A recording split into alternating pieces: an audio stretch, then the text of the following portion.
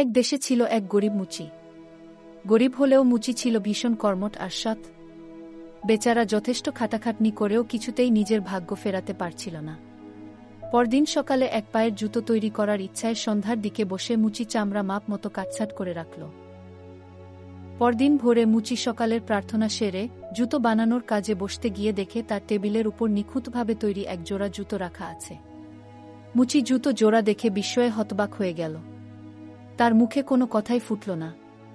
জুতো জোড়া হাতে নিয়ে সে খুব খুঁটিয়ে দেখল। জুতোর সেলাই এত চমৎকার, কোথাও এক বিন্দু খুঁত নেই। মুচি এমন অসাধারণভাবে তৈরি জুতো দেখেনি আগে। কিছু সময়ের মধ্যেই মুচির দোকানে এক ক্রেতা এলেন। জুতো জোড়া তার ভীষণ পছন্দ হল। জুতো বিক্রির টাকায় মুচি আরও 2 জোড়া জুতো বানানোর মতো চামড়া কিনে আনল। এই অদ্ভুত ঘটনা দিনের পর দিন চলতে থাকল। প্রতি সন্ধ্যায় মুচি জুতো তৈরির জন্য মাপ মতো চামড়া কেটে ছেটে রেখে দেয়, আর সকালে উঠে টেবিলে তৈরি জুতো পেয়ে যায়। এদিকে বড়দিনের আর বেশি দেরি নেই। চারদিকে বড়দিনের উৎসব উপলক্ষে কেনাকাটা, আনন্দের হুল্লোড় শুরু হয়ে গেছে। স্বামীর কথা মুচি বউয়ের খুব মনে ধরল। কে তাদের সাহায্য করে সেটা দেখার কৌতূহলে একখানা মোমবাতি জ্বেলে রেখে মুচি আর মুচিবু হ্যাঙ্গারে ঝুলিয়ে রাখা কাপড়ের আড়ালে গিয়ে ঘাপটি মেরে বসে থাকল।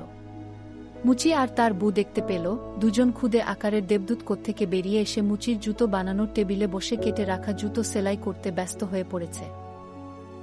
পরদিন সকালে মুচিবু তার স্বামীকে বলল, ক্ষুদে বামন দুটোর জন্য আমাদের অবসা ফিরেছে, আমাদের অবশ্যই এজন্য তাদের কৃতজ্ঞতা জানানো উচিত। হুটোপাটি করে তারা চলে গেল।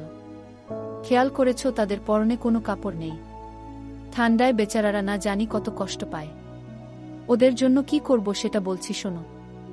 আমি ওদের জন্য ছোট ছোট 2 জোড়া জামা, প্যান্ট, কোট আর 2 জোড়া হাত মোজা, পা মোজা তৈরি করে দেব।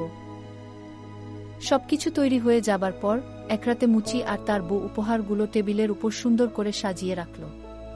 সেদিন মুচি আর জুতো তৈরির জন্য কোনো চামড়া কেটে রাখল না। তাদের উপহার পেয়ে বামন দুজন কি করে সেটা দেখার জন্য মুচি আর মুচিবু আড়ালে লুকিয়ে থাকল। উপহারগুলো তাদের এতই পছন্দ হয়েছে যে চোখের পলকে তারা সেগুলো পড়া শুরু করল। পড়তে পড়তে মনের আনন্দে বামন দুজন গান জুড়ল। কাপড় জামায় লাগছে মোদের লক্ষ্মীমন্ত ছেলে, মুচির কাজ করব না আর এসব কিছু ফেলে। চেয়ার টপকে বেঞ্চ ডিঙ্গিয়ে তারা গাইতে গাইতে আর নাচতে নাচতে দরজা পেরিয়ে বেরিয়ে গেল। এরপর বামন দুজনকে মুচি তার বউ আর কখনো দেখতে পেল না। জুতো তৈরির জন্য বামন দুজন আর না এলেও মুচি কিন্তু নিজের কাজে এক বিন্দু ফাঁকি দিল না।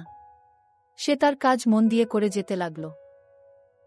গরিব মুচি তার কঠোর শ্রমের মাধ্যমে জীবনযুদ্ধে জয়ী হবার আশায় বিভিন্ন সংগ্রামের মাঝে 2 অলৌকিক বামনের সাহায্য পেয়ে জীবনের মোড় বদলান। তাদের প্রতি কৃতজ্ঞতা জানিয়ে তাদের জন্য উপহার তৈরি করেন এবং শেষ পর্যন্ত সুখী জীবনের দিকে এগিয়ে যান।